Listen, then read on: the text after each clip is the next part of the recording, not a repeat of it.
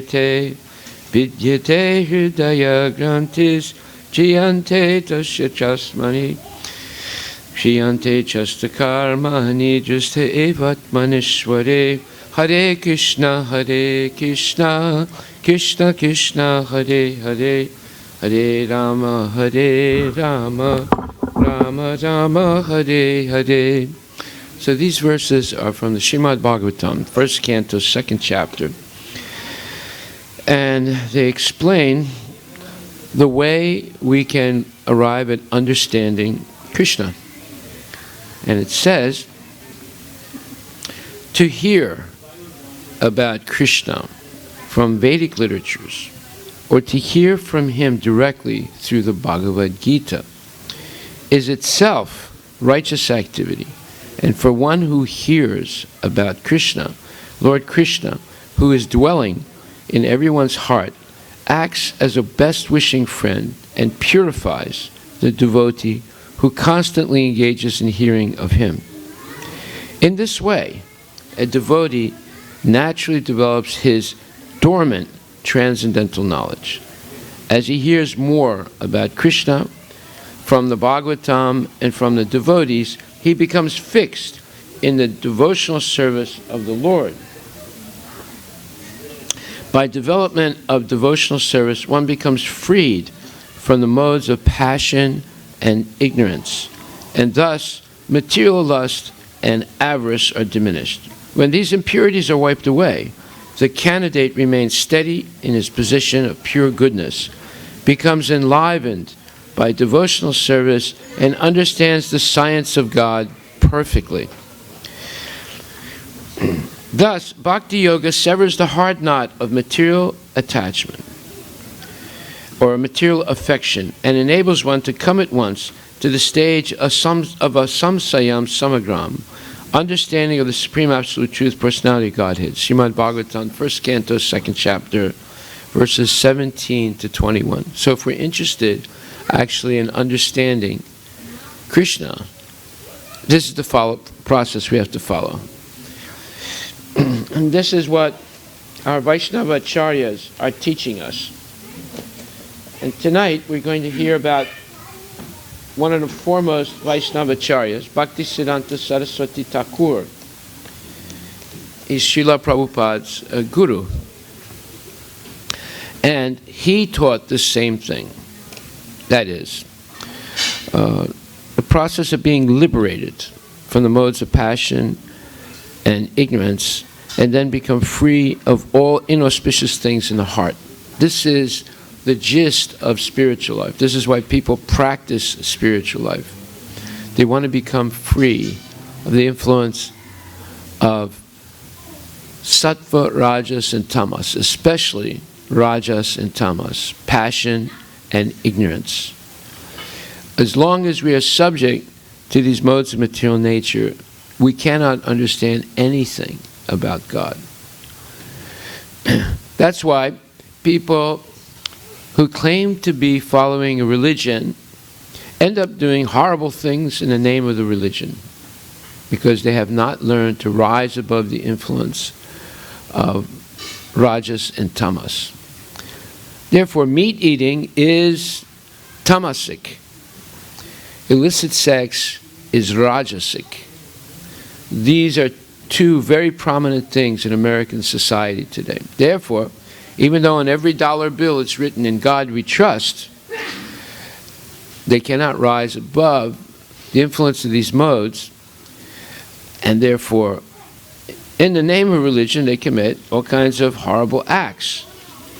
This is explained more specifically in the 14th chapter of Bhagavad Gita. From the mode of goodness, real knowledge develops. From the mode of passion, greed develops. And from the mode of ignorance, develop foolishness, madness, and illusion. So one must come at least to the mode of goodness in order to begin to understand the ABC of spiritual life. In the mode of passion, in the mode of ignorance, it is impossible to understand anything.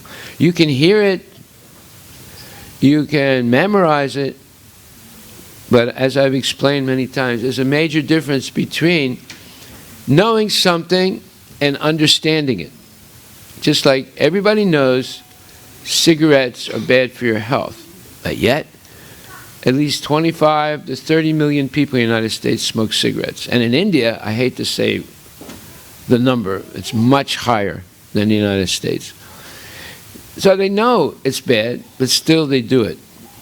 So that's the proof that there's a difference between knowledge or knowing something and understanding it. There are many other things. People know that liquor is not good for you.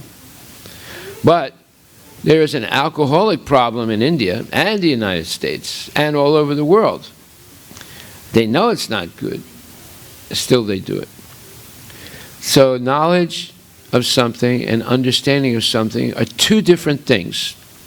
And the same way, for example, our movement is called Cheto Darpana Marjanam Bhava Mahadavagnir Nirvapanam Shairak Kaira Vichandrika Vitaranam Vidyavadahu Jivanam Anandam Buddhivardhanam Patipadam Punam Ritasvadanam Sarvatma Snapanam Param Vijayate Shri Krishna Sankirtanam. Param Vijayate Shri Krishna Sankirtanam. That is our movement. Yet, how many people that are initiated actually come out on Sankirtan? Even though this is the Sankirtan movement. Very, very few initiated devotees. We're not talking about the rest of the public. We're just talking about initiated devotees. What's that? So it was a good coincidence that when you were saying that, I was just reading this in the library. Well, Prabhu just brought this book from our library. This is my request, Prabhupada's book, and it says, "You are trying for the new temple, but our main business is Sankirtana and distribution of literature. If Krishna gives us a better place, that is all right. Otherwise, we can remain in any place, never mind hell or heaven. But we shall be only very cautious about propagating our Sankirtan movement." So, you see, like I said, everybody knows something, but they don't understand it, even our own devotees. So theoretically knowing something has no value unless you put it into action. And now you're going to see also in Prabhupada, in Bhaktisiddhanta Saraswati Thakur's movement, he had some of the most brilliant men and women in India that joined his movement, but very few of them understood it. Just like in our movement, we have some very brilliant people. How many people actually understand it? Well, we have the example of Gaudiya Math. They understood something. It's not that they don't understand anything, but very few people understood how to spread this movement dynamically. In fact, you could say only Prabhupada, out of the 10,000 disciples Bhaktisiddhanta Saraswati Thakur had, and many of them were very brilliant persons. Prabhupada was the only one that understood how to spread it around the world. None of the others did. They knew how to spread it in their neighborhood, they knew how to spread it in their town, maybe they could spread it in a few towns, but they didn't know how to spread it around the world. So, why was Prabhupada able to do this and his god brothers were not? Why was Bhaktisiddhanta Saraswati Thakur able to do it? He spread Krishna consciousness all over India, and you could say, and it's a fact, he spread it all over the world because he inspired Srila Prabhupada how to do it. Why? Because Srila Prabhupada carefully understood through regular hearing what his guru wanted and how to do it. Those are the two things when we say Guru Mukha Padma Vaikya Chitete Kariya Aikya.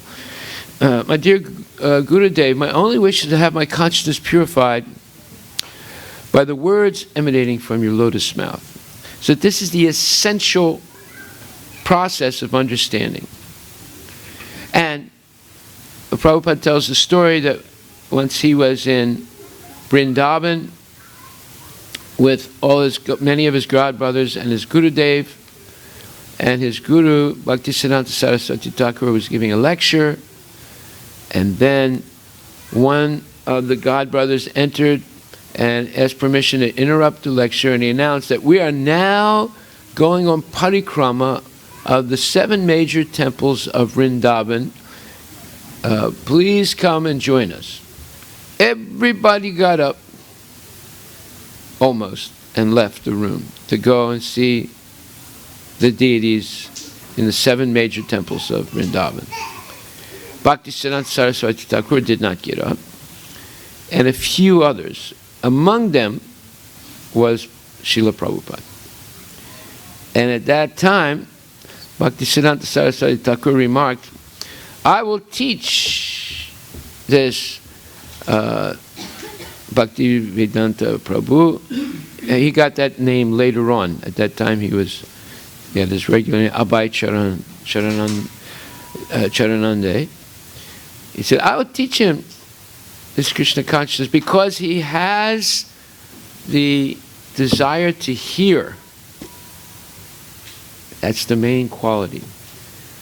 Hearing. Shinvata swagata Krishna punya shravana kirtana hridyantak sto bhadrani vidunati suhitsatam.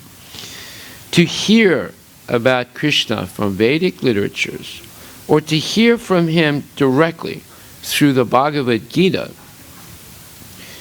is itself righteous activity.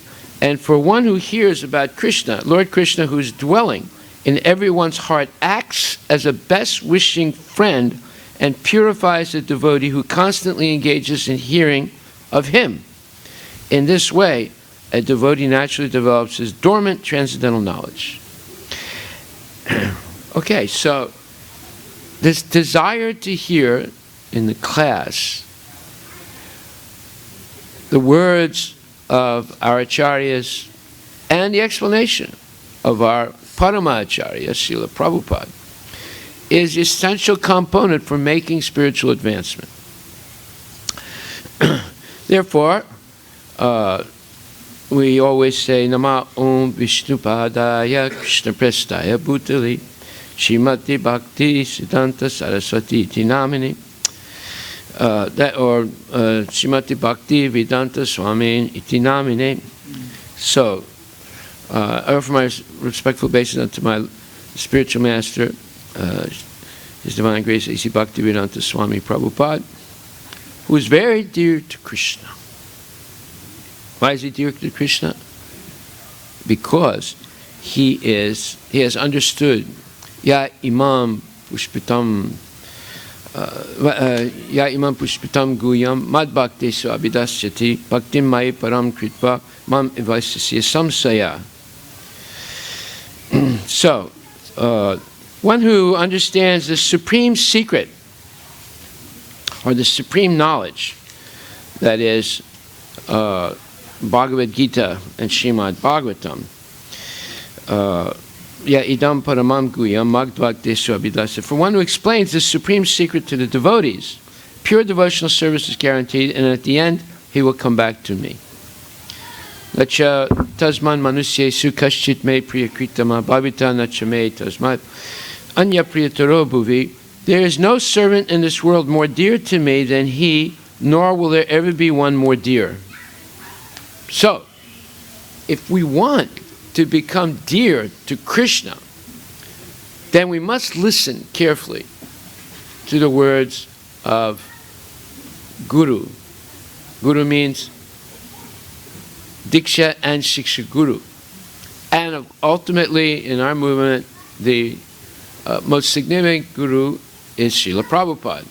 So we have to hear Prabhupada. That's what we do every night when we have our classes, every morning whenever we have our classes. It's hearing Srila Prabhupada's words. That is called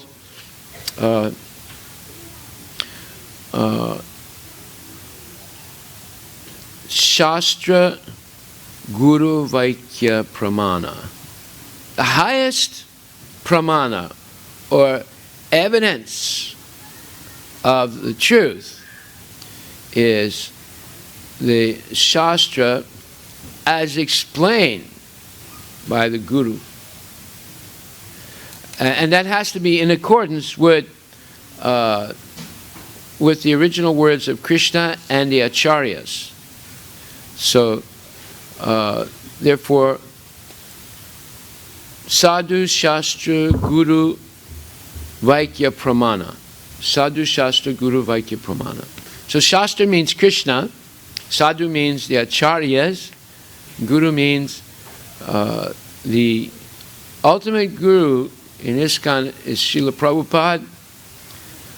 And why? Because he's simply repeating the words of Krishna and the Acharyas. He's not adding or subtracting anything. So therefore, there's no servant in this world more dear to me than he, nor will there ever be one more dear. So therefore, when we say Nama Om Vishnu Padaya, we're recognizing that he is most dear to Krishna because he has followed this process very strictly of hearing and repeating and remembering. If you hear and repeat enough, you will remember. And if you don't hear and repeat enough, you will not remember. Right? So therefore, this taking part in the class is extremely important, and hearing only bona fide things is extremely important. So therefore, there's a lecture which Prabhupada spoke about his guru, December 13, 1973. And Prabhupada said, Bhakti Siddhanta Saraswati, first of all he said, Nama Om Vishnu Padaya Krishna Prastaya Bhutali Shrimati Bhakti Siddhanta Saraswati Iti Namani. So Bhakti Siddhanta, this is one of his pranam mantras. It indicates that he's very dear to Krishna. Why? Because he heard from his guru and gurus, like his father, and ultimately Krishna, who's the ultimate guru. And he repeated without changing anything. And this is very important because this indicates something very special about Bhaktisiddhanta Saraswati Thakur. This is explained in a letter by Srila Prabhupada, July 27, 1973. And he says to a disciple named Karandar Das, you are to be congratulated. You have defeated the rascal scientist, Mr. Roger Reville, from the big university. Actually, it is not a very difficult task.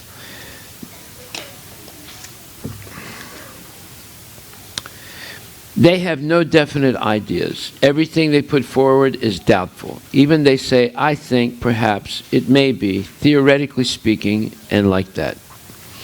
Vedic knowledge is definite. Take, for example, Padma Purana. There it is said there are 8,400,000 species of life, 2 million trees, 1 million insects, 400,000 humans. Nowhere do we find about so and so many, but exactly the number is given. Or we see the description of Kali Yuga and we are experiencing it. People of this age will keep big bundles of hair and thus think themselves very beautiful. So this is going on. For one of bathing, the population of this age will appear like pisachas, hippies. Everything is given in Vedas exactly. Why should we go to such men for knowledge? They pose themselves as big leaders, philosophers, but we have to accept our leader according to the standard symptoms or qualifications. The standard textbook for civilized administration is Bhagavad Gita and Srimad Bhagavatam. A leader must be peaceful, self-controlled, austere, pure, tolerant, honest, wise, learned, and religious. Not like your President Nixon, a rogue and a thief. Such men cannot do any good to society. Only those who are trained up in the ultimate goal of human life, they can lead, because human life is meant for going back to Godhead. Therefore, our society is serving the whole world by supplying the missing part for perfect advancement of human civilization. We are supplying the head. Although all parts, such as legs, are necessary, the whole thing is useful only when there is a head. So everything is already there, but it is now mixed up. We want to bring the whole world into order by giving the right directions to all classes of men. Right direction means to deliver the instructions of Krishna. And because Krishna is perfect, if you present this knowledge anywhere, it will automatically defeat all the existing concocted hodgepodge ideas congesting the feeble brains of so-called scientists, philosophers, or anyone. When my Guru Maharaja was present, even big scholars were afraid to talk with his beginning students. Not him, his beginning students. My Guru Maharaja was called Living Encyclopedia. He could talk with anyone on any subject. He was so learned. So we should be like that as far as possible. No compromise. Ramakrishna, Avatara yogis, everyone was enemy to Guru Maharaja. He never compromised. In other words, none of them liked him. Even Gandhi. Gandhi and his movement organized a protest march outside the Gaudiya Math temple when Bhaktisiddhanta Saraswati was in the temple and demanded that he come out. And when the devotees were a little bit panicked, they came to Guru Maharaj, Bhaktisiddhanta Saraswati Thakur said, Maharaj, there's a huge demonstration outside. They want you to come out. I said, just ignore them. Just ignore them. They're insignificant. And, of course, they eventually left. You see, even Gandhi was angry at Bhaktisiddhanta Saraswati Thakur. Why? Well, because they had this freedom movement, and they were saying that the brightest minds in Bengal were joining Bhaktisiddhanta Saraswati Thakur's movement of the Gaudiya Math, and not their so-called freedom movement. You see. When my Guru Maharaj was present, even big scholars were afraid to talk with his beginning students. My Guru Maharaj was called Living Encyclopedia. He could talk with anyone on any subject. He was so learned. So we should be like that as far as possible. No compromise. No Ramakrishna, Paramahansa, Avatara yogis. Everyone was enemy to Guru Maharaj. He never compromised. Some God brothers complained that this preaching was chopping technique and it would not be successful. But we have seen that those who criticized, they fell down. For my part, I have taken up the policy of my Guru Maharaj. No compromise. All these so-called scholars, scientists, philosophers who do not accept Krishna are nothing more than rascals, fools, lowest of mankind, etc. So you go on with your work. It is very encouraging to me. Thank you. Your ever well-wisher, A.C. Bhaktivedanta Swami. So, no compromise preaching. What does that mean? That means, by the way, when Prabhupada first came to the United States, he was thinking, if it's necessary, I'll open up a hostel and serve meat if that will convince some people to become Christian, if that will bring people to me so I can preach to them. So, but he never had to do that, thank God. But you see, to what extent, and there's a principle that Bhaktisiddhanta Saraswati Thakur espoused, and Srila Prabhupada followed. Let me just see if I can find it.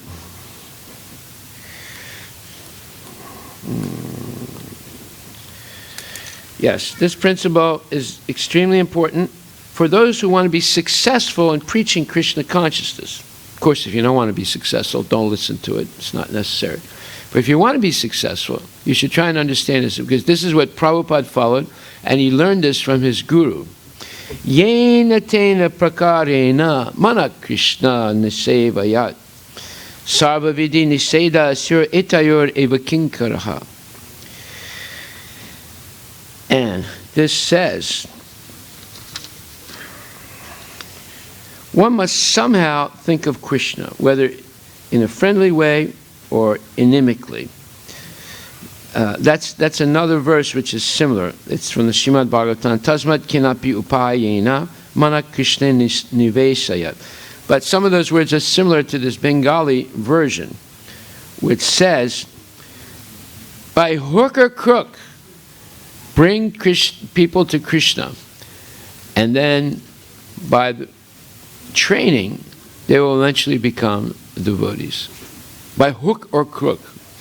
So sometimes we extend a hook. Right? What is a hook? They use it in fishing, right? They have a hook and they put bait on it. Now bait is a very big industry. Of course, none of you have ever done this, but if you go into a fishing store, fishing supply store, you will see there's a whole wall full of bait. Now, they have live bait and they have fake bait. The fake bait is much more spectacular than the live bait. And the fake bait, most of it made in China, is amazingly attractive. Why? Because it's trying to attract a fishy to bite the bait and get stuck in a hook and then be caught. So what is that bait? If I showed you a picture, in fact, you could go on the internet and look at bait, B-A-I-T. You'll see that they're unbelievable, beautiful designs of things that look like little fishes or worms, or there's feathers and there's sparkles and there's this and that. It's a very, very, let's say, highly developed industry. Why? To attract the fish so it will bite. Are you looking on the internet? You look it up. Fish bait. So, here he's saying, Yena tena pakarena mana krishna nisevayat. Nivesayat. By any means, pakarena. Try and bring people to Krishna. And then, through training, help them to become devotees. So first question is, get them in the door. Then you can train them. But if no one walks into the door, how can you train them? Yes, did you see it? Is there a lot there? Yeah, that's an artificial bait, but okay, that's only one picture now. Find a picture with a lot. You got it?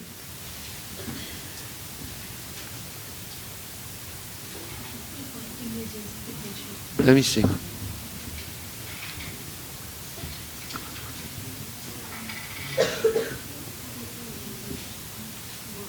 Okay, you can pass this around. People can see. This is to catch the fish. Show Don first. Those are all fake baits, but they're very attractive. So this principle, yena tena prakarena, mana krishna nisevayat. This is the principle of Prabhupada used. So he invited young people to come chant Hare Krishna. He started the Sankirtan movement in Tompkins Square, right? And now it's continuing all over the world, chanting Hare Krishna, distributing literature, spiritual literature, and basically Prabhupada's books, and number 3, giving out prasadam. So it's the best way to spread Krishna consciousness. So Prabhupada says, Bhaktisiddhanta Saraswati Thakur passed away from this material world on the 31st December 1936. So almost 40 years passed, so now it's much more than that. So there are 2 phases, prakata and aprakata, appearance and disappearance. So we have nothing to lament on account of disappearance because Krishna and Krishna's devotee, not only devotees, even the non-devotees, nobody disappears. Nobody disappears because every living entity, as Krishna is eternal, it is confirmed in the Vedic literature, Nityo Nityanam, Chaitanas Chaitananam. We're all eternal. Living entity is eternal, Krishna is eternal. Mamaya Vamsa Jiva Bhuta, Jiva Loka Sanatana. We're all Sanatana, eternal parts and parcels of Krishna. The description of the Supreme Lord is that he is also Nitya, eternal, and the living entities are also eternal. But he is the chief eternal, Nityo Nityanam, Chaitanas Chaitananam. So qualitatively, there is no difference between Krishna and the living entities. And quantitatively, there is difference. What is the difference between Nitya, the singular number, Nitya, and the plural number, Nitya? The plural number, Nitya, is subordinate, eternal servants of the singular number, Nitya, of Krishna. Just like if you want to serve somebody, so the master is also exactly like you. He has got 2 hands, 2 legs, or the same sentiments. He also eats. Everything is same there. But the difference is the master and the servant, that's all. Otherwise equal in every respect. So we're all equal in the sense that we have partially, we have eternity, bliss, and knowledge. And we have a form of our eternal soul. But Krishna is much greater than us, and we are subordinate to the Lord. So we share the same qualities, but not in the same quantity. So spiritually, appearance and disappearance, there is no difference. Just like in material point of view, if a person takes birth, suppose you get a son born, you become very happy. The same son, when he passes away, you become very unhappy. This is material. And spiritually, there's no such difference, appearance or disappearance. So although this is the disappearance day of Om Vishnu Pada Shrimad Bhakti Siddhanta Saraswati Thakur, so there is nothing to be lamented, although we feel separation. Like today is the appearance day, but this is the lecture he gave on a disappearance day. So there is nothing to be lamented. Although we feel separation, that feeling is there, but spiritually there's no difference between appearance and disappearance. There is a song, Narottam Das Thakura song, Ye Anilo Premadana. So you know, any one of you, can you sing that song, anyone? Oh, Ye Anilo Premadana Karuna Prachura, Heno Prabhu Kota Jelo Acharya Thakura. I don't remember exactly the whole song. That is our lamentation that Srila Bhaktisiddhanta Saraswati Thakur brought this message to distribute all over the world. Of course, Sri Chaitanya Mahaprabhu expressed his desire that Pritivite Acheyata Nagaradi Grama Sarvatma Prachura Haibe Moranama. He predicted that all over the world, as many towns and villages are there, everywhere my name, meaning Krishna's name, will be known. Sri Chaitanya Mahaprabhu's name, which is now attempted, it is being actually realized. To execute this will of Sri Chaitanya Mahaprabhu, he said personally, Bharata Bhumite Haila Manushya Janma Yar, Janma Sartak Karikara Para Upakar. He wanted that his name should be broadcast all over the world in every town and village. And who should do it? That he asked that anyone who has taken birth in Bharatvarsha, or modern India, it is his duty, first of all, make himself perfect by understanding the philosophy of Sri Chaitanya Mahaprabhu, then broadcast it, distribute it. This was the duty of every Indian. So, what has Prabhupada done in Bhaktisiddhanta? They've spread this duty all over the world. They, of course, appeared in India, but now they have trained people all over the world to participate in this Harinama Sankirtan movement.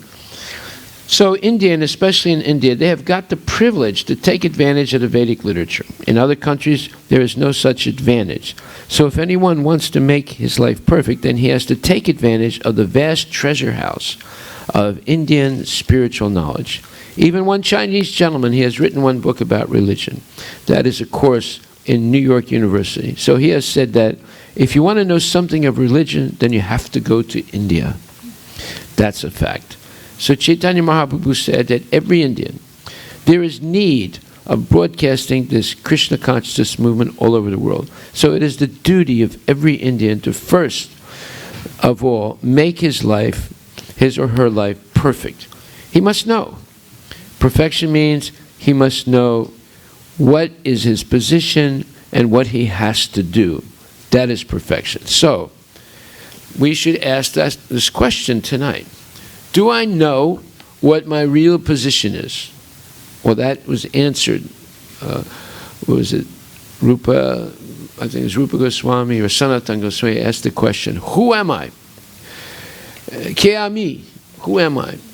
And Lord Chaitanya said that Jivera Swarupahaya Nityera Krishna Das. The position of the eternal spiritual soul is to be the eternal servant of Krishna. So that answers the first question, that I am Nitya Das, the eternal servant of Krishna. That means I'm subordinate, and the Lord is superior. So that's first question. Perfection means he must know what is his position and what he has to do. Well, both questions are answered. Jivera Swarupahaya Nityera Krishna Das. My position is that I am subordinate to the Lord, and what should I do? I should engage in spreading this Krishna consciousness movement, living it myself and spreading it. First, you have to become perfect, Bhaktisiddhanta Saraswati used to say. Then you can preach. If you are imperfect, your preaching will be ineffective. If you are perfect, perfect means you're following the simple life of a devotee. The life of a devotee is summarized as Shravanam, Kirtanam, Smaranam, Vishnu, Padasevanam, Archanam, Vandanam, Dasyam, Sakyam, Atma Nivedanam. He engages, or she engages, in the 9 processes of devotional service. And Asat Sangatyaga E Vaishnavachar, you can recognize who is a devotee by their principal qualification, that is, they avoid the association of asat people. Now today we went out and we saw many asat people, but we did not associate with them. We gave them an opportunity to associate with us, right? That is, we were chanting, we were dancing, and we were giving out prasadam, and we were encouraging them to take some transcendental literature written by Srila Prabhupada. So, that is not associating with them, that is giving them a chance to associate with us. If you hobnob with them, eat with them, sleep with them, study their books, blah, blah, blah, then you're associating with them. And therefore you can get affected by it. What is the affection, or let's call it an infection? The infection is you begin to think, well, there's 2 things you have to know. What is your position and what you should do in life? So the infection is you think your position is to enjoy this life, and what should you do in life? Pursue the path of enjoyment, of eating, sleeping, mating, and defending. Therefore, you have become infected by the association. So there is need, Prabhupada says here, Lord Chaitanya predicted, all over the world, as many towns and villages are there, everywhere my name will be known, Sri Chaitanya Mahaprabhu's name, which is now attempted. He wanted that his name should be broadcast all over the world in every town and village. And who would do it? That he asked that anyone who has taken birth in Bharatvarsha, India. There is need of broadcasting this Krishna consciousness movement all over the world. So it is the duty of every Indian to first of all make his life perfect. He must know. Perfection means he must know what is his position and what he has to do. That is perfection. At the present moment, people do not know what he is, even when he is in this body or something extra, whether he is in his body or something else. In other words, people don't understand the difference between the body and the soul. The big scientists, they are also failures. This is perfection. First of all, one must know that what he is, whether he is this body or something beyond this body. This is the beginning of spiritual knowledge. So that advantage is there in India by culture, by education. See, education traditionally in India begins with the Bhagavad Gita.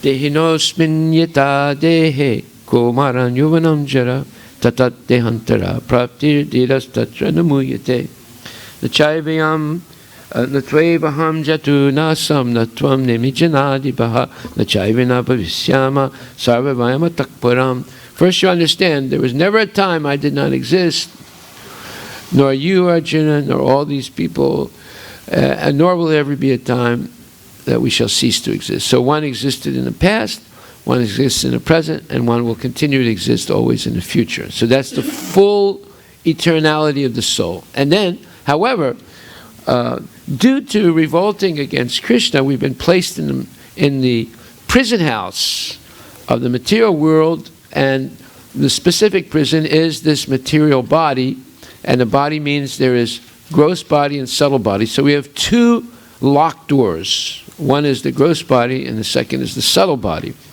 Unless these two bodies are purified, our soul cannot go back to Godhead. How do they get purified? Earth, water, fire, air, ether, and then mind, intelligence, false ego, using them in Krishna's service.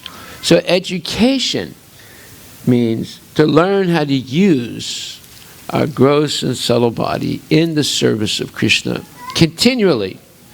Savai pumsa paro dharmo yato bhakti rahoksuje haituki pratihata yayatma surpasiditi.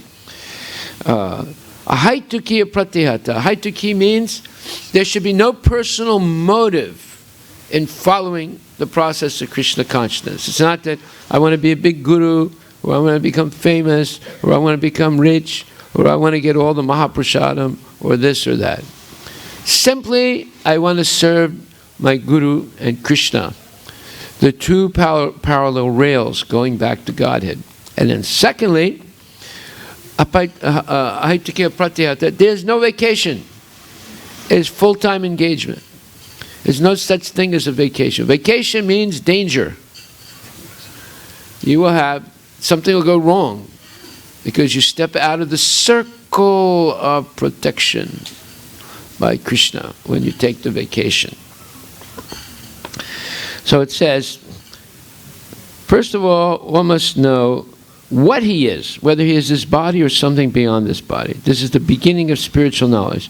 So that advantage is there in India, by culture, by education. So we have to, that's why this temple, by culture and education, is trying to teach people who you are. Are you this body, or are you the soul? This is the beginning of spiritual education. Nowhere else are they teaching this. Is there any course in any elementary school, any day school, any preschool, any middle school, any high school, any college, any university, any graduate school, teaching the difference between the soul and the body? Answer, no. A capital N-O. Therefore, you cannot learn these things in those institutions of so-called education. They're actually not education, they're de-education. Dumbing down the person to think that they're only this body. Therefore, Sri Chaitanya Mahaprabhu requested that Indians, Bharatiyas, Bharatvarsa, those who have taken birth as human beings, he doesn't speak to the animals. Bharatabhumite manusya janma, those who have taken birth as manusyas, as men or women. Manusya janma means human being, because without being a human being, nobody can understand these things. The cats and dogs, they cannot understand. So, a person whose behavior is like cats and dogs, he also cannot understand. So you don't have to have a cat or dog body. You simply behave like a cat or dog, you're considered cat or dog, even though you have a human body. Okay? What does a cat and dog do?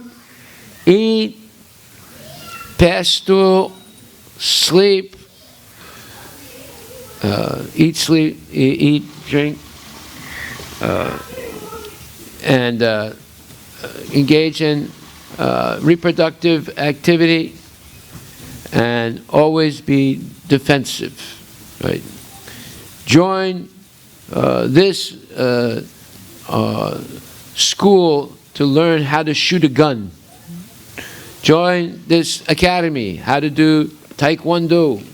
or jujitsu, or this or that. They're only interested in eating, sleeping, mating, and defending.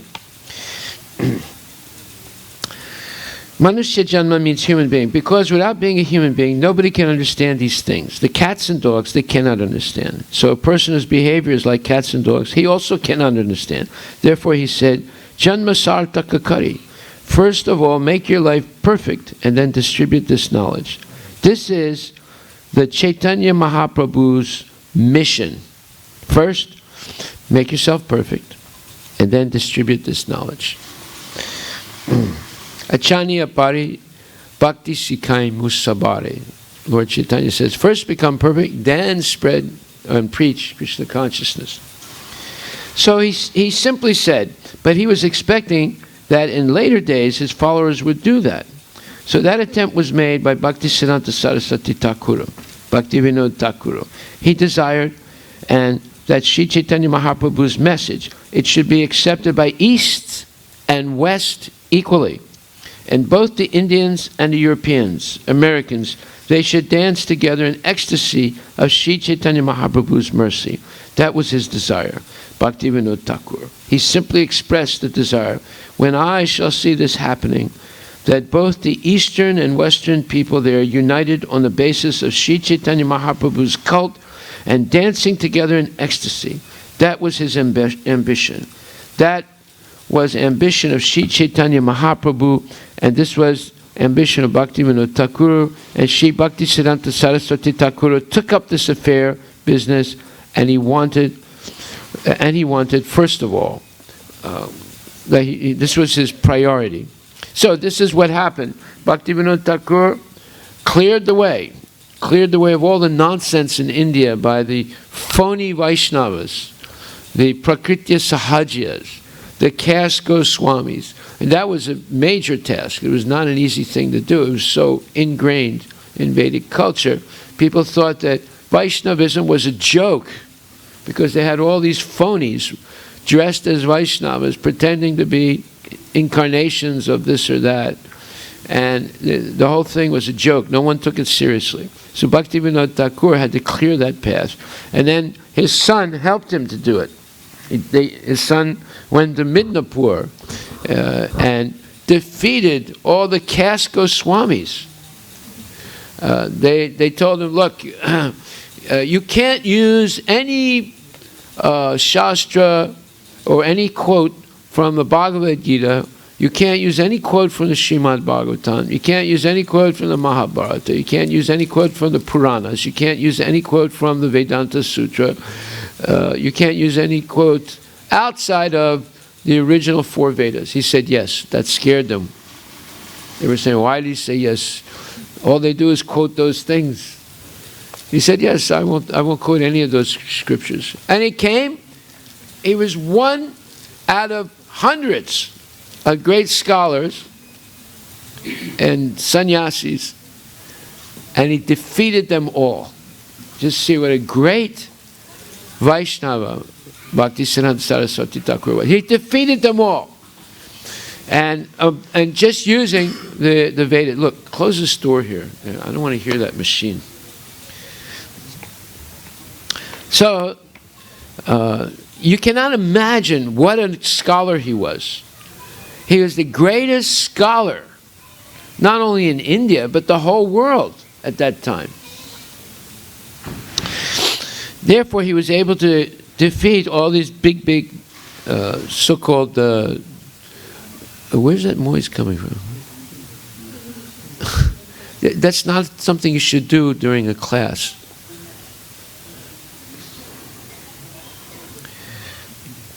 So he simply said, but he was expecting that in later days his followers would do that. So that attempt was made by Bhaktisiddhanta Saraswati Thakur, Bhaktivinoda Thakur. They desired, and that Sri Chaitanya Mahaprabhu's message, it should be accepted by East and West equally. That was the ambition of Sri Chaitanya Mahaprabhu. And this was the ambition of Bhaktivinoda Thakur. And Sri Bhaktisiddhanta Saraswati Thakur took up this affair, business, and he wanted, first of all, that this should be done. So every student, every disciple, especially those who are competent, he requested that you take up this mission of Chaitanya Mahaprabhu and preach in the Western countries. So he didn't only tell Prabhupada that. He told many of his disciples, especially the ones that were the most educated and brilliant, he told them, you should preach in the Western countries. And he actually paid, he funded some of his disciples who came to the West and tried to spread Krishna consciousness, but they all failed. The only one that didn't fail, the only one that wasn't funded was Prabhupada. And he succeeded, you see. Not that, because he did it many years after his Gurudev left. That was Bhaktisiddhanta Saraswati Thakur's first attempt. Before that, even the Acharyas, Rupanuga Goswami, the Rupanuga Goswamis, they left literature, but they did not attempt to preach practically. And Bhaktisiddhanta Saraswati Thakur, he was very, very anxious to preach this Chaitanya cult in the Western countries. This is Sri Bhaktisiddhanta Saraswati Thakur's special contribution. So when I met Bhaktisiddhanta Saraswati Thakur, it is a long story how I met him. One of my friends, he dragged me, and Prabhupada starts laughing. I was at that time a nationalist and a manager in a big chemical factory. My age was about 24 years. So one of my friends, he asked me that there is a nice sadhu, Bhaktisiddhanta Saraswati Thakur. He has come in Calcutta, so let us go and see. So I was reluctant. I thought, just like, there are so many sadhus. So I was not very much enthused, because I had very bad experience, not very good, with these sadhus. So I said, these kind of sadhus, there are many. You'll be glad, but he said, you'll be glad to know that even in my young age or early age, it was Krishna's grace. Even amongst my young friends, I was considered the leader. Again, Prabhupada starts laughing. In my school days, in my college days, in my private friendship, some way or other, I became their leader. And one astrologer, sometimes he read my hand, he said in Hindi, Kukum Chalena. Kukum Chalena means your hand speaks that your order will be executed. Is that Hindi? Kukum Chalena? What's it mean? What? His order will be carried out. Is that right? You're a Hindi scholar? Kukum Chalena, is that what it means? Hukum. Okay, here they spell it Kukum. That must be the Bengali pronunciation. Yeah. Hukum means like a kingdom or the order. Like a king. Yeah, like a king. Like everybody will obey him. Yeah. Hukum Chalena. Chalega. In Hindi. Oh, it's Chalega. Chalega. Yeah. Okay. So, your hand speaks that your order will be executed. Now, all the devotees, when he said that, they all went, Jai Srila Prabhupada, Prabhupada. So anyway, it was Krishna's grace. I would not go, but their point of view was that unless I certify that sadhu, Bhaktisiddhanta Saraswati Thakur, he'll not be accepted. So he was the leader in his group of friends. So that's why they wanted to see if he would go.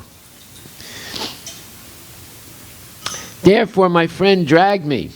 So I went to see Bhaktisiddhanta Saraswati Thakur on that day, 1922. On the first meeting, just we offer our obeisances. It is the practice. So immediately he began his talking that you are all educated young men. Why don't you take up Sri Chaitanya Mahaprabhu's cult and preach all over the English-knowing public? Why don't you take up this matter? So I argued with him in so many ways. At that time, I was a nationalist. So I told that, who will accept our message? We are a dependent nation. No one will care. In this way, in my own way in these younger days, but we belong to the Vaishnava family, Sri Chaitanya Mahaprabhu, Nityananda, Radha Govinda. That is our worshipable deity. So I was very glad that Radha Krishna cult, Chaitanya Mahaprabhu's cult, that this sadhu is trying to preach. It is very nice. So at that time, we had some talks, and of course, I was defeated by his argument, my argument. And then Prabhupada laughs, or Yeah. And then, when we came out, we were offered prasadam. Very nice treatment, the Gaudiya Mata. And when I came out on the street, my friend asked me, what is your opinion of this sadhu? Then I said that, here is the right person who has taken up Sri Chaitanya Mahaprabhu's message, and now it will be distributed. And then all the devotees said, Jai Haribol. Right. So, you see, when Prabhupada made his nationalist, impassioned little argument, Bhaktisiddhanta Saraswati Thakur had said, look, politics will always be there. In fact, in this world, everything is there except one thing. You know, there's eating, sleeping, mating, and defending. There's politics, there's war, there's economic development, there's business. Everything is there, right? There's only one thing missing. That's Krishna consciousness. So therefore we should concentrate on that. These other things will go on interminably. They'll never end. Have the politics ended in India since liberation? Since freedom? No. They just keep going on and get worse and worse. Right? Have the politics ended in America? No. So therefore, we shouldn't waste our time with these things because they never end. There's no final solution when people are in the modes of passion and ignorance. The arguing never ends. It's like if in a family there is arguing, now you know why. Because the people are in passion and ignorance. Will the argument ever end in passion and ignorance? No. It will just keep going on and on and on. People have to be in the transcendental mode of Krishna consciousness, Visuddha Sattva. Then there's no argument because their only interest is to please Guru and Krishna. So if you please Krishna, I'm happy. If I please Krishna, you're happy because that's our only goal. But if I have a different goal than you do, then there's going to be argument. And the argument will never end because of our passionate and ignorant nature. Just like Prabhupada said, Western people have two diseases. They like to argue, and they're addicted to sense gratification. These are the two diseases of Western people. And now I would say that those two diseases have spread to India also. They like to argue, and they're addicted to sense gratification. So I was at that time a fool. But I opined like this. This was my opinion. And I accepted it as my spiritual master immediately. Why? Because he was defeated by him. That is what the spiritual master does. He can answer every one of your questions perfectly to your full satisfaction. Therefore, your duty at that point is to surrender. That's the Vedic process. Just like so many great scholars approached Lord Chaitanya, Buddhist scholars, and Keshava Kashmiri, Sarvabhauma Bhattacharya, Prakasananda, Saraswati, all these, they were great scholars. Sarvabhauma Bhattacharya is the incarnation of Brihaspati, the guru of the Devas. Right? He defeated all of them. Shri Radha Nilamadava Ki Jai Nama Om Vishnu Padaya Krishna Vastaya Bhuti Vishimati Bhakti Swami Tanami Namaste Saraswati Devi Guru Raichari Nirvisesa Sunyavadi Paskati Nisatani. He defeated all of them. Therefore they all surrendered. So, we have to be like that. We have to be trained. You don't get this training. Do you become a doctor overnight? Do you become a lawyer overnight? Do you become a stockbroker overnight? No, it requires a lot of training. So if you want to become an effective preacher, you have to go through this training. And the first step of the training is being highly regulated, coming regularly to Mangal Arati, attending classes, chanting good rounds early in the morning. Bhaktisiddhanta Saraswati used to say, if you don't chant 64 rounds, you are a fallen rascal. Prabhupada said,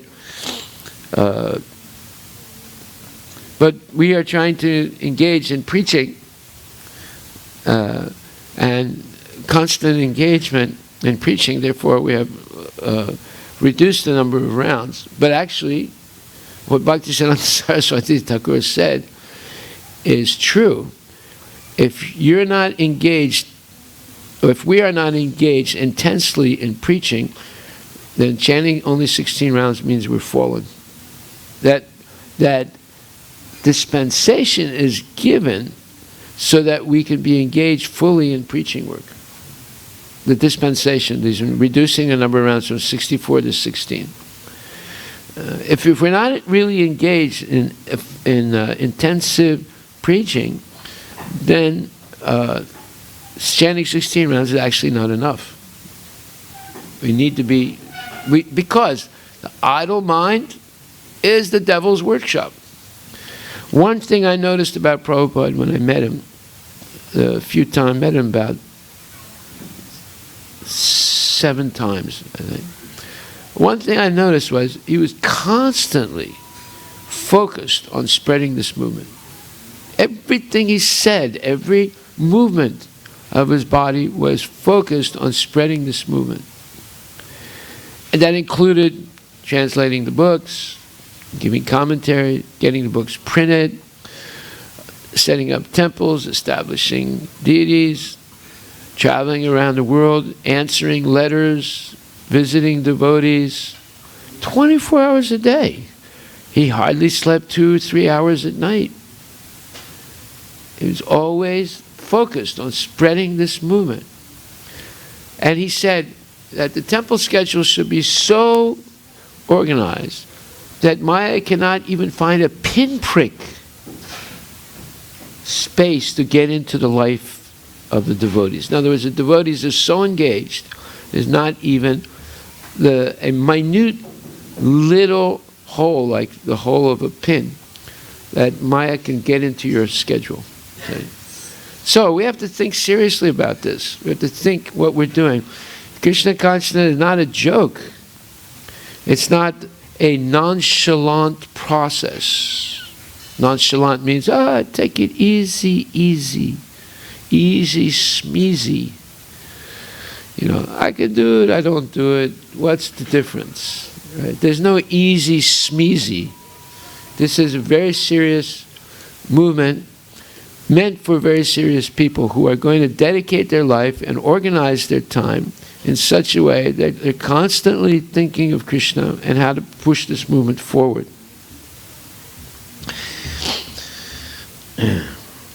So I was at that time a fool. Yes. Unless we feel like a fool, why would we accept someone as a guru? Or accept the authority of Srila Prabhupada and the Vaishnavacharyas? We have to realize I'm a fool and a rascal.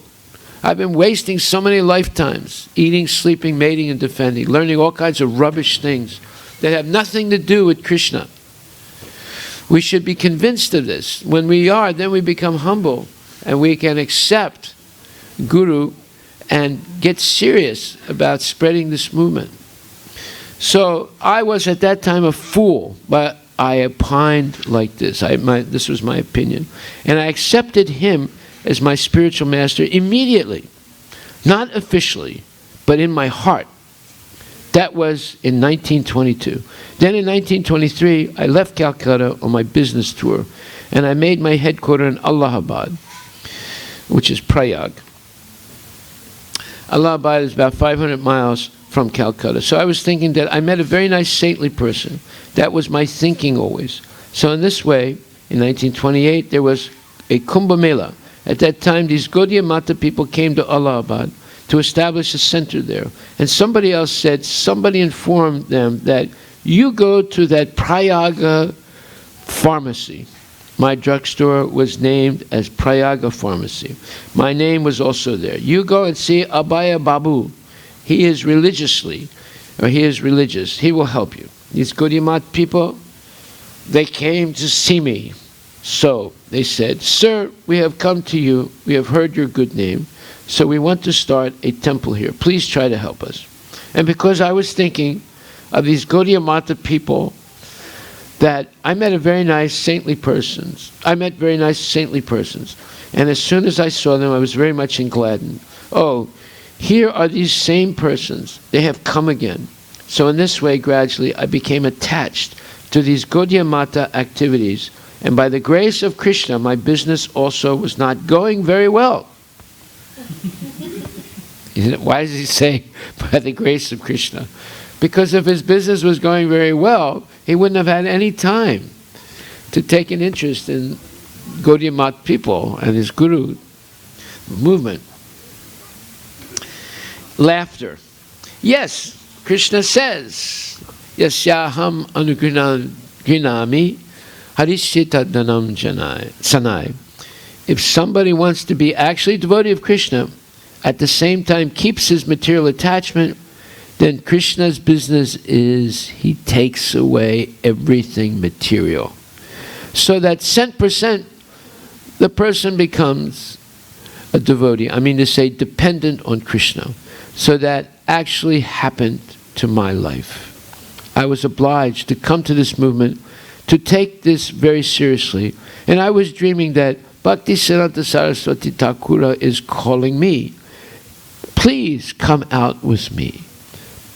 So I was sometimes horrified. Oh, what is this? I have to give up my family life? Bhaktisiddhanta Saraswati Thakura is calling me? I have to take sannyasa? Oh, I was horrified. But I saw several times he was calling me, meaning in dreams and so forth. So anyway, it is by his grace I was forced to give up my family life, my so-called business life, and he brought me somewhere or other in preaching this gospel. So this is a memorable day. What he desired, I am trying a little bit, and you are also helping me. So I have to thank you more. You are actually the representatives of my Guru Maharaj. And Srila Prabhupada starts to cry. Because you are helping me in executing the order of my Guru Maharaj. Thank you very much. Please chant Hare Krishna. Jai Srila Prabhupada ki jai. Jai Bhaktisiddhanta Saraswati Thakur ki jai. So here we see how serious Prabhupada is in glorifying his Gurudev. Because his Gurudev liberated him from the Andhakupam. What is the Andhakupam? The dark well of material life.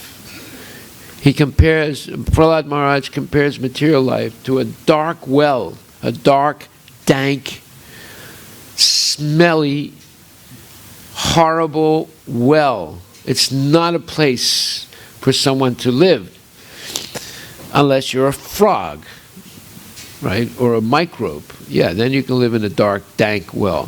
So, he considered that his guru saved him from the dark well of material life and gave him the opportunity. So he said, yes, I had 5 children and I had to give them up. But now Krishna has given me thousands of children. There's another thing he said in a letter. He said, I never really liked my wife.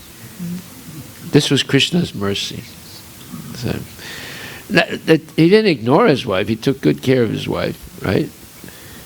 But because he didn't like her at one time when he was younger, he asked his father permission if he could take a second wife. That was before the independence of India. So Hindus could legally marry, like the Muslims, 4 wives. In fact, there's a joke in Bengal about the Bengali uncle. The Bengali uncle was a man who had 60 wives. It was a joke, the Bengali uncle in Calcutta. So some men would marry, just like today, there are some men that have, 10, 15, 20 wives. Then finally, all the wives find out that he's not just married to them. It happens periodically in the United States. So Prabhupada wanted to marry another woman, and his father said, don't do it. He said, be satisfied with what Krishna has given you. And because he listened to his father, he didn't do it. You see? That's why it's important to have good parents and good gurus. They will help all of us not to make these dire, catastrophic mistakes in life. Right? Be satisfied with what you have. Make the best of a bad bargain. Don't complain. Why? Because the grass is not greener on the other side of the material hills. They're all material. It's all the material world. Material world is not a great place. Listen to what Prabhupada says. He says,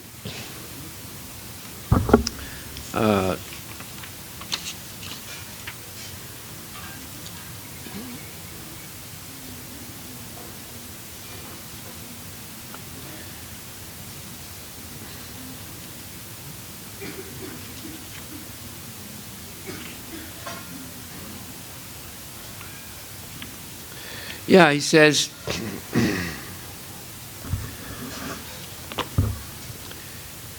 so this is such a nice movement, this Krishna consciousness. Aham tvam sarva papebhyo moksisyami ma sucha. The Bhagavad Gita says, the Lord says, people's sufferings are due to their sinful activities. Ignorance. Ignorance is the cause of sinful activity. Just like a man does not know. Suppose a foreigner like me comes in America, and he does not know, because in India, just like in your country, the car is driven from the right side. In India, I've seen in London also, the car is driven from the left side. So suppose he does not know that he should drive on the right side. He drives the car on the left side when he comes to America and incurs an accident. And he is taken by the police he is arrested by the police. And if he says, "Sir, policeman, officer, I did not know that here the car is driven from the right side," that does not make him excused. The law will punish him. So ignorance is the cause of breaking the law or sinful activities. And as soon as you commit some sinful activity, you have to suffer the result. In other words, ignorance is not an excuse. So the whole world is in ignorance. And due to ignorance, he's complicated, or the living entity is complicated in so many actions and reactions, either good or bad. There is nothing good within this material world. Everything is bad. Now, who is teaching that? Do you learn that in school? There's nothing good in this material world. Everything is bad. You don't learn that in school. You don't learn that in material education. They're trying to say, oh, no, Obamacare is good, and this thing is good, and that thing is good, and it's all good. And Trump, he's going to make everything, America great again, and it's all good. He's going to build a wall. Yeah, he's going to do so many things. Yeah, it's already a failure. So, there is nothing good within this material world. Everything is bad. So we have manufactured something good and something bad. Because in the Bhagavad Gita we understand this place is dukhalayam asasvatam, a place of continual suffering. This place is for misery. So how can you say, in such a miserable condition, how can you say that this is good or this is bad? It's just like looking at dog stool in the street and arguing, this part of it is good and that part of it is bad. That's the higher part is dry, so that's better, and the lower part is still wet, that's not good. That's nonsense. It's still stool, whether it's dry stool or wet stool.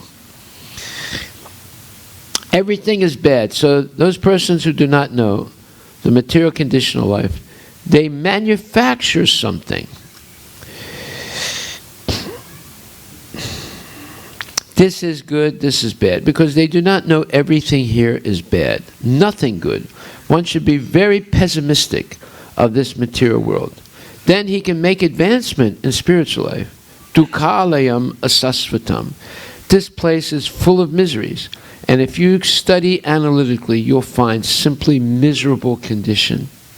Therefore, the whole problem is that we should give up our material conditional life, and in Krishna consciousness we should try to elevate ourselves to the spiritual platform and thereby be promoted to the kingdom of God. Yad gatva na nivaratante tadama paramam mama.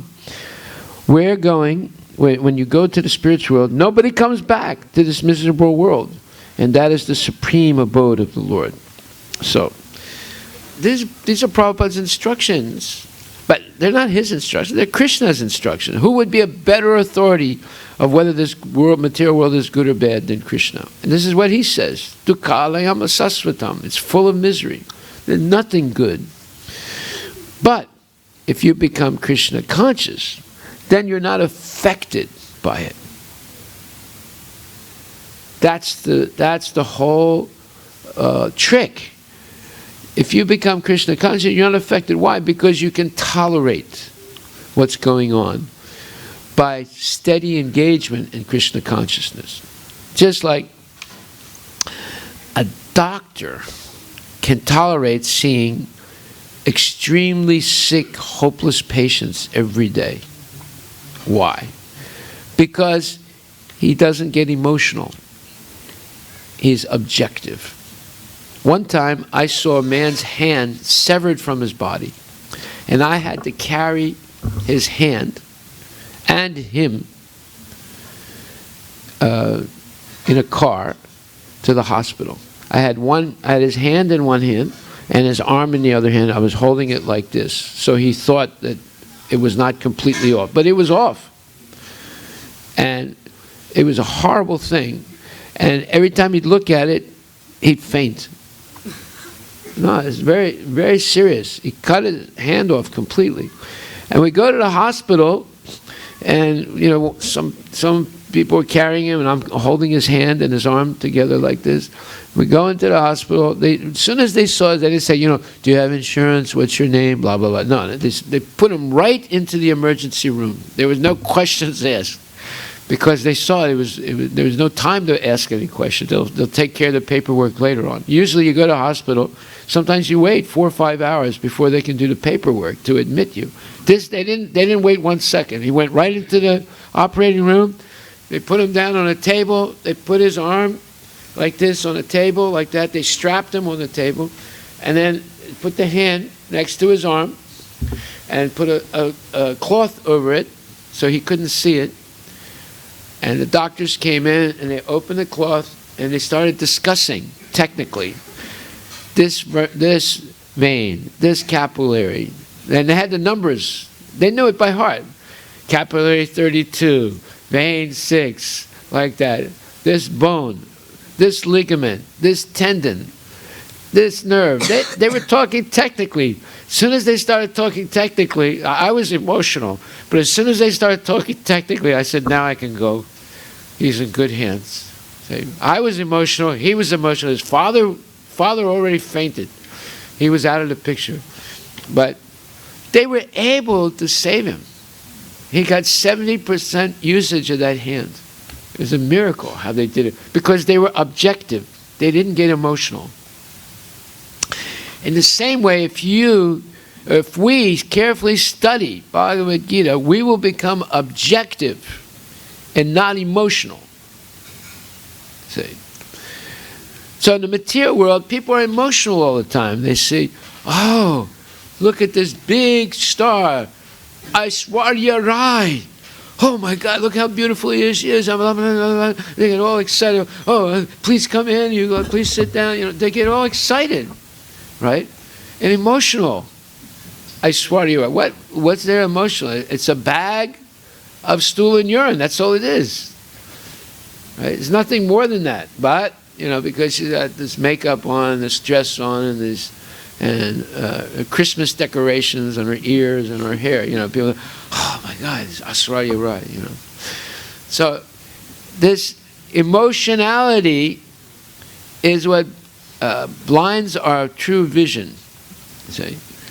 So when Prabhupada came to America, he saw all these hippies. He didn't get emotional. He said, they're all Krishna's devotees. They simply have forgotten. Therefore, I should do something to help them remember. Or when we go on Sankirtan, There's no reason to get emotional. Oh, look at this poor guy.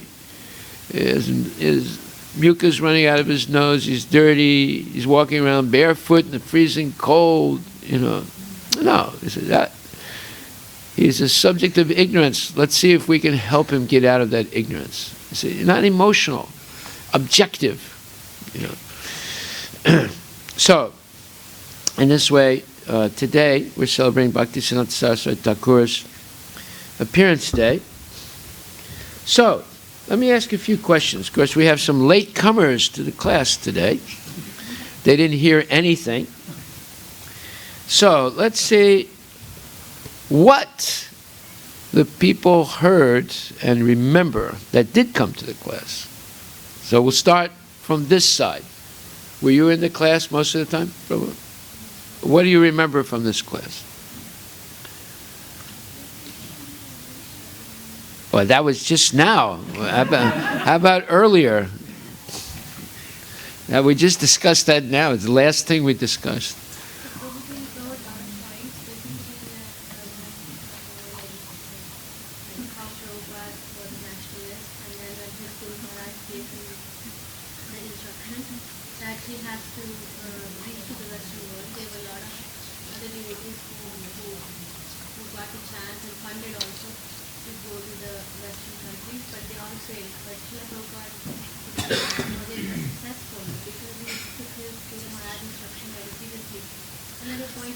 Okay, but what was special about his Guru Maharaj's preaching? There was no... Say it out loud. No compromise. He did not compromise. What does that mean? He did not compromise the principles of Krishna consciousness. Right? Although,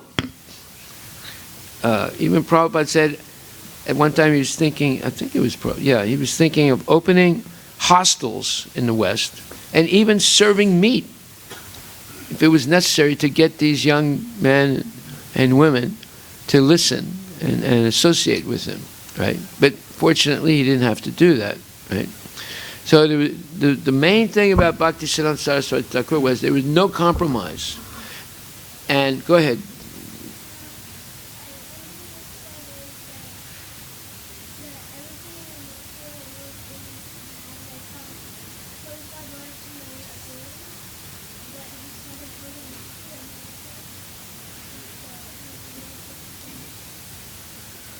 Yes.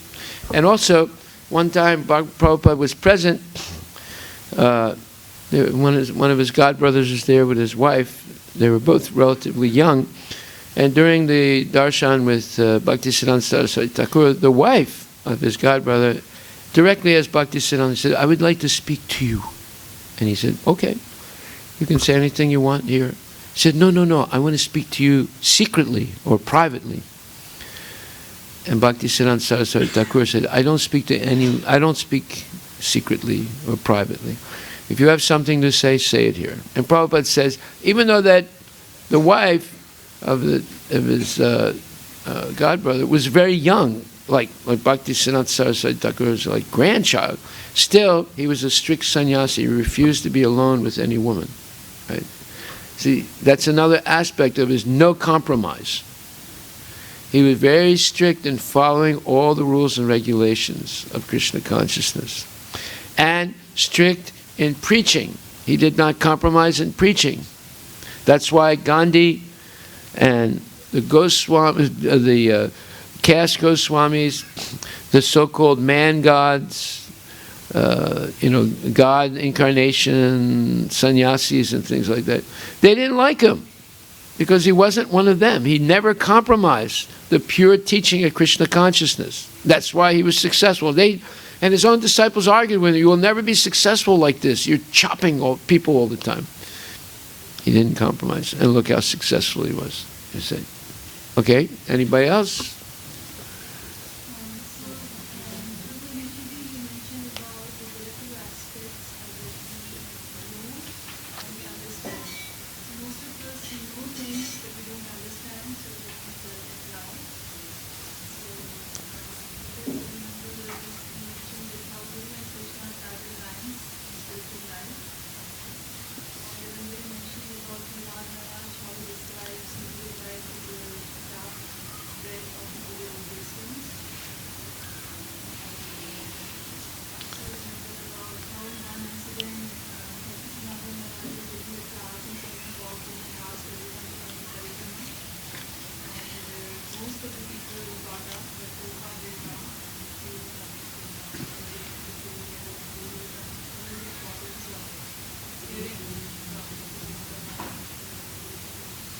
Very good. Yeah. Hearing. Shravanam, Kirtanam, Vishnu. That's the most important thing. Should be regular every day. Morning and evening there should be hearing. Regular hearing. Because our diseases we regularly forget. So regularly we should hear bona fide classes. Okay. What does Hukum Chalega mean? So where was that?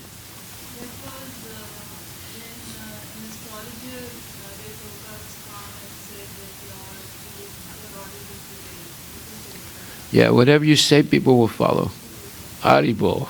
Yeah. Anybody else? Huh? Yena Tena Prakarena. This is the principle that Bhaktisiddhanta Saraswati Thakur followed and taught Prabhupada. That is, by hook or crook, get people to somehow come to Krishna consciousness, and then you train them up to become Krishna conscious. So what is the hook? What did we say was a hook? So he gave the example of? Fish bait. Fish bait is a big industry in this country and around the world. People spend a lot of money on fish bait. And we looked at pictures on the internet of fish bait. They're very colorful. Made in China. Ching chong. And there's millions of different fish baits. And they're very, very colorful. You know. So what does a fish bait do? It attracts the fish. No, it tries to bite the bait, but he ends up getting hooked. So then he said, by hook or crook, yena tena prakarena mana Krishna nirsevaayat. By some means, bring people to Krishna, and then somehow or other train them up to become devotees. So therefore, we're trying to do that also with the Color Festival, Ananda Mela Festival, Flavors of India Festival, this festival, that festival, this program, that program. Balaram Leela has, intense meditation classes, is getting people, this one, that one. Yes. Hook or crook, get them to come. If nobody comes, there's nobody's going to become. There's nobody to preach to. You're not going to spread this movement. And the best is going out on Sankirtan, distributing prasadam. Like Balaram, you came out on Sankirtan. Was it okay today? What? Nobody heard you say that. Okay. Yeah. So this movement is called the Sankirtan movement. Param Vijayate Shri Krishna Sankirtana. Right? Yes. So one more hook is the Telugu classes. So on Saturday, 4 students come for the Telugu Bhagavad Gita, and the Sunday about 8 people come. If we didn't have Telugu classes here, they won't come. Yeah, people will criticize. What is this? You're teaching Telugu? What does that have to do with Krishna consciousness? Yeah. Well, yeah, it has a lot to do with Krishna, because the parents come to bring the kids, and they just hang around, right? And Radhika Gopinath goes and hooks them to come into the temple because they're bored. They don't know what to do, right? And it teaches them Bhagavad Gita in Telugu. So, anybody else remember anything about Janavatsal? You were here most of the time. You remember anything, Prabhu? You're taking notes also. You said Janavatsal. Well, you mentioned, you quote You're next. Chinese writer that says if you want to know about religion, you must go to India. Yes, Prabhupada said that. If you want to know about this Chinese author, wrote a book, and he said in the book, he said, if you want to know about religion, you must go to India. Yeah, because India has Vedic literature, and it has so many sadhus, and people are trying to seriously follow Vedic Dharma. Anything else?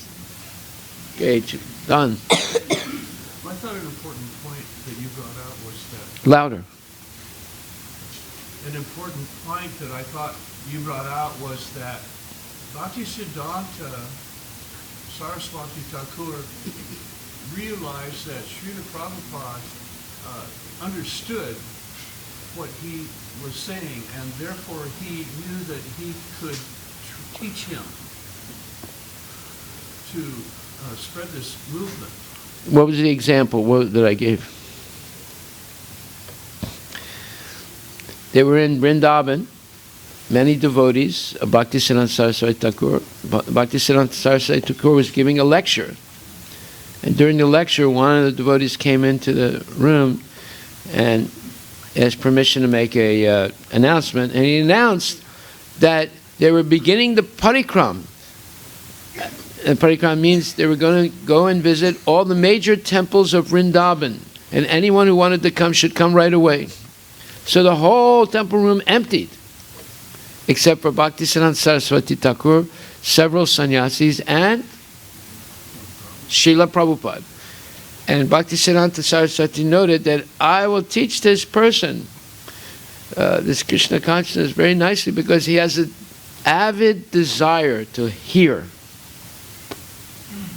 Because of that serious desire to hear, like he didn't walk out with everybody else. He stayed there to hear Bhaktisiddhanta Saraswati Thakur. And Prabhupada said at that time, I was not able to understand much of what he was saying because his language was so elevated, right? Like if you read his books, it's very elevated language. In fact, even today, every day I read Brahma Samhita, I have difficulty understanding, although I'm an English major, right? Because his language is very elevated. He said, but I was always interested to hear. And one time they asked Prabhupada, the devotees in ISKCON, they asked Prabhupada, can you please make a translation of Bhaktisiddhanta Saraswati Thakur's Brahma Samhita? Prabhupada said, why? He said, well, it's hard to understand. He said, that's all right, you just keep reading it, you'll understand. He said, why should I change the words of my Guru Maharaj? Right? That's why he's never attempted to translate the book. Right? So, yeah, we must continually hear. Eventually, by Krishna's grace and Guru's grace, we will understand. Not that we need to rewrite the book to understand it. You know. Anything else? And what about understand? You were here for some time, Prabhu. Yeah. No, the guy behind you. No, you. Go ahead. Yeah, no, I'm talking to him. Go ahead. Yes. Now, I was here for some time and then I went for cash counting. But I wanted to reiterate the point that you read from that Prabhupada's My Request book. So Prabhupada says, you may try to build temples or something else. Yes. But this is Sankirtana movement. So you should distribute books. He said, you are trying for the new temple, but our main business is Sankirtana and distribution of literature. If Krishna gives us a better place, that is all right. Otherwise, we can remain in any place, never mind hell or heaven, but we shall be only very cautious about propagating our Sankirtan movement. Hari Bol. Thank you very much. So this should be a real concern of the devotees to propagate the Sankirtan movement. And everyone can participate. Like, for example, we only got pledges for 200 boxes of Bhagavad Gita. Can you imagine that? Only 200 boxes? We should have at least 300 to 500 boxes. And we'll distribute them this year. You can distribute them to friends. We can distribute them on Sankirtan. So we should make some pledges here. Some more boxes. Bhagavad Gita. We're not going to order. We haven't ordered enough. Right? Balaram, how many did you take? One? Huh? You what? You didn't take any. And you're teaching all these courses in Vedic University? Okay. How many are you going to take? We're not going to embarrass you. Take whatever you think you can pay for. Pinch him from the back a little bit. Say something. Couple, okay. Okay, that means 2, right? Okay, very good. Anybody else hasn't taken any Bhagavad Gita? Books? Boxes? Yes. 2. Didn't you already take some? Really? You didn't take? Okay. Anybody else? Huh? 10, like me? Okay, 10. Very good. So that's 14 more boxes. Haribol. Anybody else? Come on, ladies. Ladies are the ones who spend their husband's money. Don't hesitate. Get that guy to work harder. Any more? Nobody? Everyone has taken? Take a few. Go ahead, Prabhu. Take a few. How many? Huh? How many? 1. Okay. Okay. Good. You are trying for the new temple, but our main business is Sankirtana and distribution of literature. If Krishna gives us a better place, that is all right. Otherwise, we can remain at any place, never mind hell or heaven. But we shall be only very cautious about propagating our Sankirtan movement. Hari Bol, Srila Prabhupada ki jai, Bhaktisiddhanta Saraswati Thakur ki jai. So any more Bhagavad Gita books? Yes. I was taking a box. I just wanted to.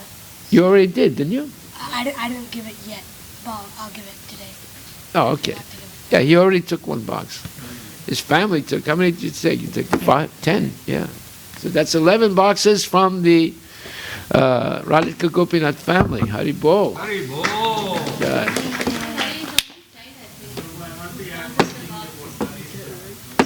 Yeah. Yeah. Yeah. Hari Bol, Hari. Now see, this will go on his achievement record. When he applies to college, you should put that on your record. That's a social, let's say, welfare activity that you're engaged in to help the general mass of people. So that's a meritorious activity that you can write down as part of your curriculum vitae, right? Essay, right? They'll ask you, what did you do beside your academics? You say, well, I gave music lessons. I donated the money to charity. Haribol. Okay. So all the kids should be doing something like that. That's almost as important as your academic achievement. They want to see that you're a well-rounded human being, that you're not only interested in your own education, but you have a social responsibility to society. And the highest social responsibility is Sankirtan Yagya. Right? Haribol. Okay, so now we'll have Bhaktisiddhanta Saraswati Thakur's Pushpanjali.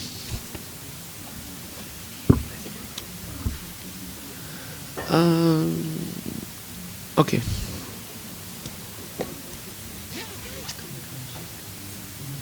Huh?